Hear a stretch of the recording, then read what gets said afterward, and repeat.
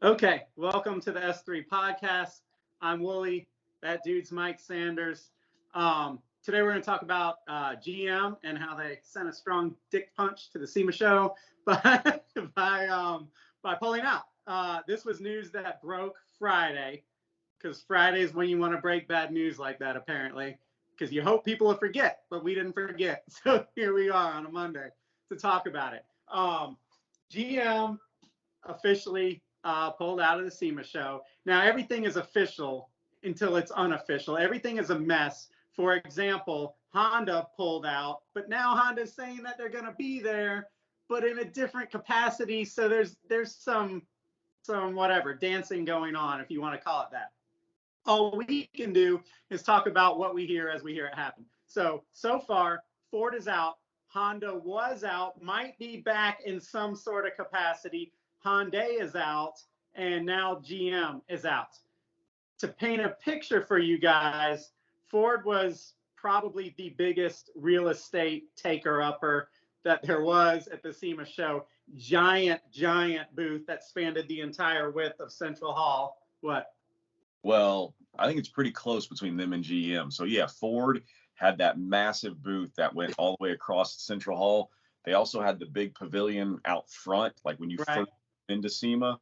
But GM had that massive spot at the back of Central Hall. And then they also had, what's that? It was kind of dead center, remember?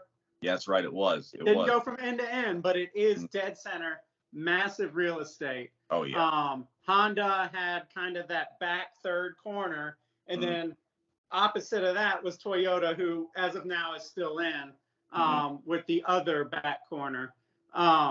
Anyway, to make a long story short, these are major players, major dominoes that are pulling out of this thing.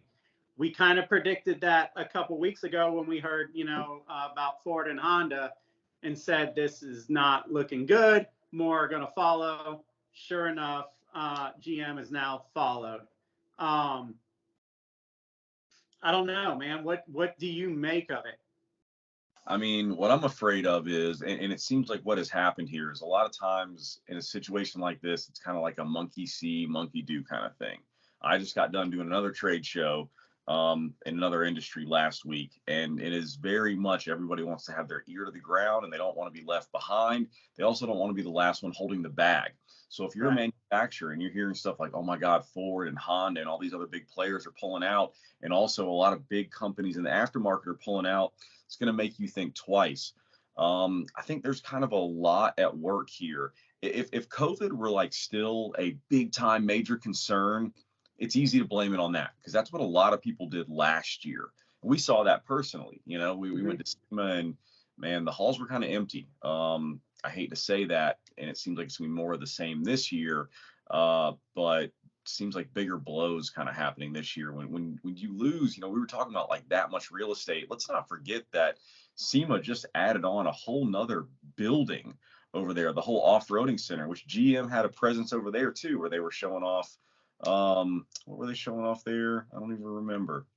I mean, it was off-road overland stuff. So. Yeah. I don't remember them having a presence there. If they did, I'm sure it was Colorado's and Chevy trucks, and Hummer was, where was Hummer? I don't know. They had a thing for Hummer and Wheel and Tire or something. EV Hummer. Yeah, I don't think that this bodes well for SEMA. No matter how you slice it or what you try and say, these are the biggest exhibitors pulling out of SEMA and doing so rapidly, like falling dominoes. Like I said, I see people try and justify, well, doesn't matter because SEMA's gotten stupid. Okay, fine. It still does. It's not a good look for the aftermarket when these companies start falling out like that.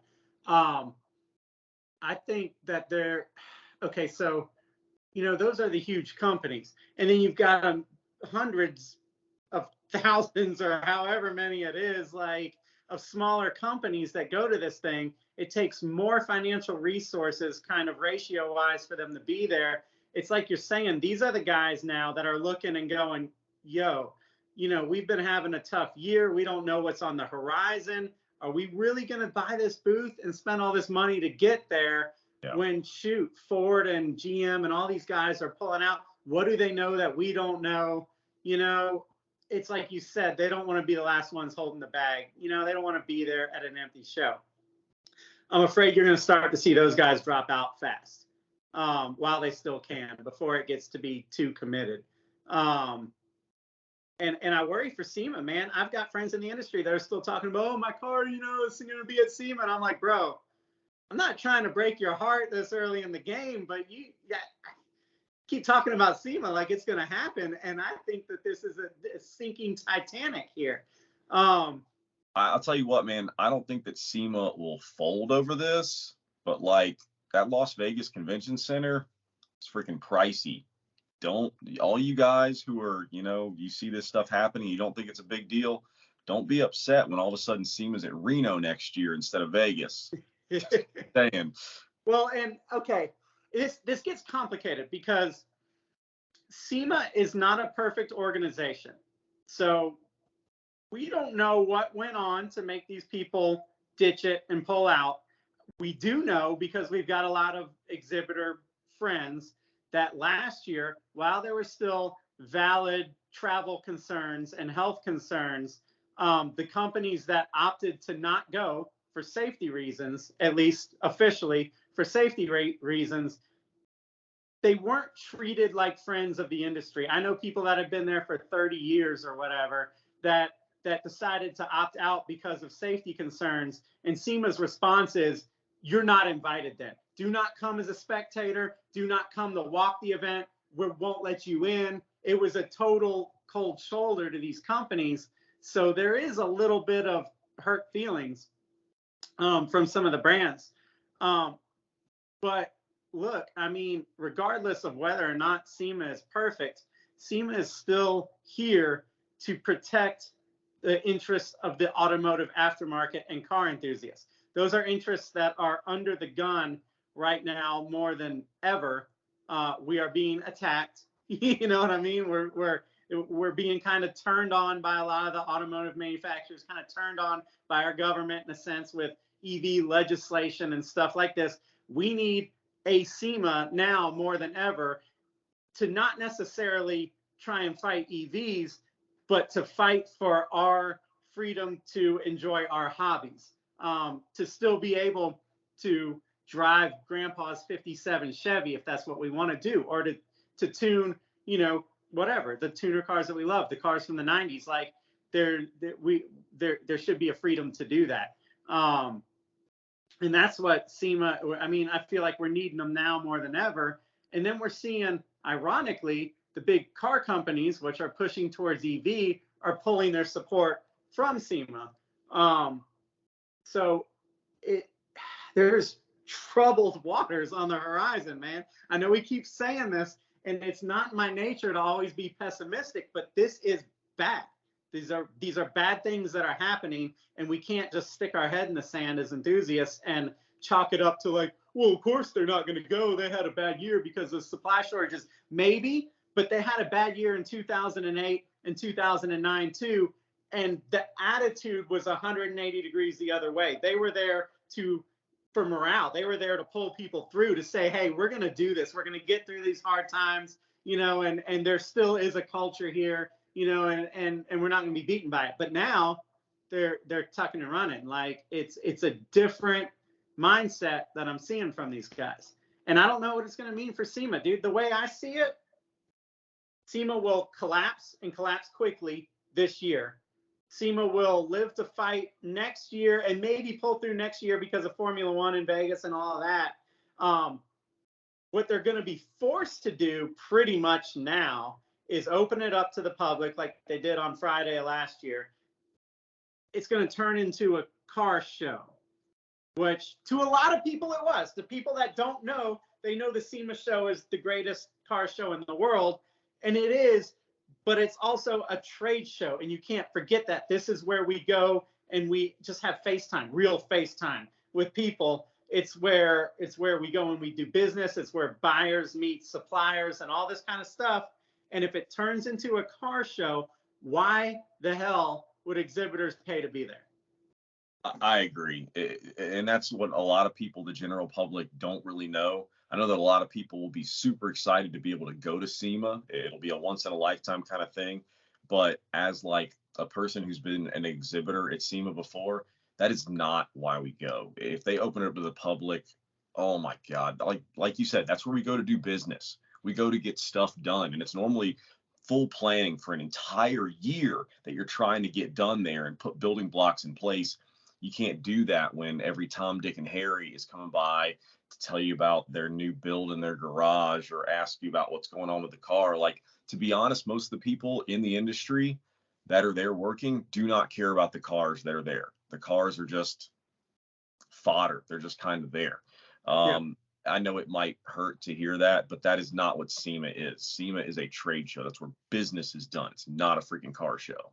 Well, yeah, you guys got to understand. I mean, these companies are paying $10,000 to $2 million, depending on who they are, to be there. Yeah, like they're not spending all that money so they can hear about your new project. They're spending that money so that they can connect with the real brick and mortar shops and the media and people like that, and that they can get their products out there.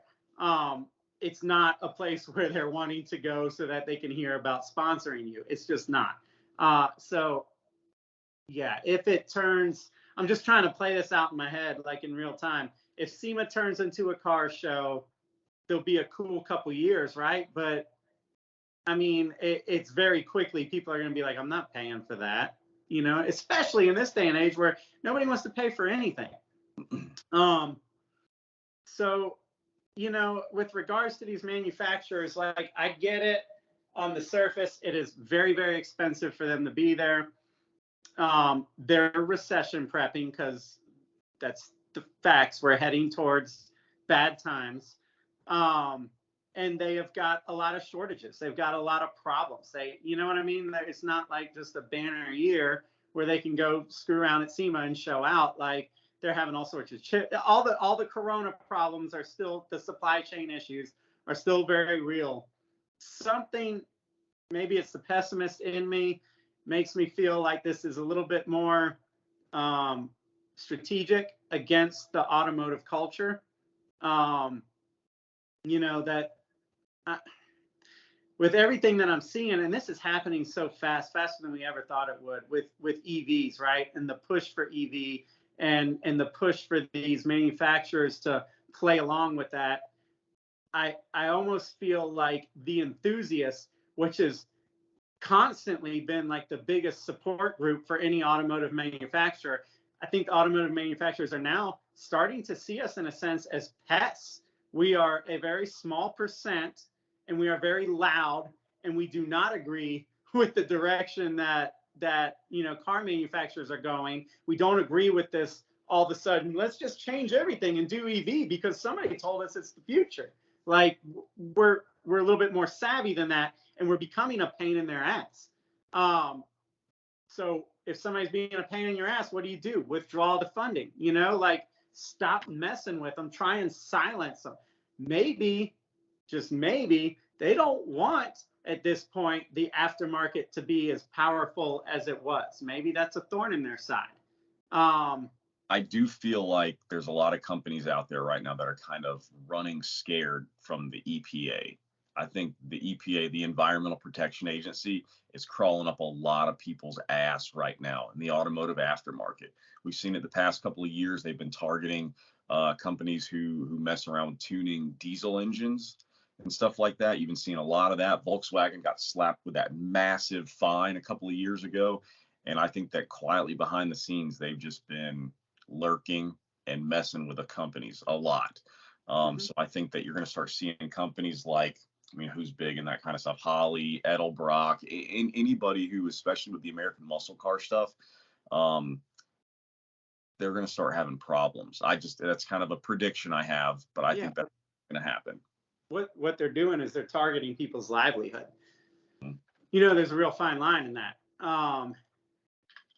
And what kind of disappoints me is I've seen some of the companies are folding, man. And to me, it is not hot rodder to fold, right? It's not hot rod to fake the funk and to be like, oh no, but EV is cool, guys. Just hear me out on this. This is stuff. No, like the hot rodder mentality stuck because it was anti-establishment. It was against the grain. And now that we're being tested, I'm not seeing a lot of fight back.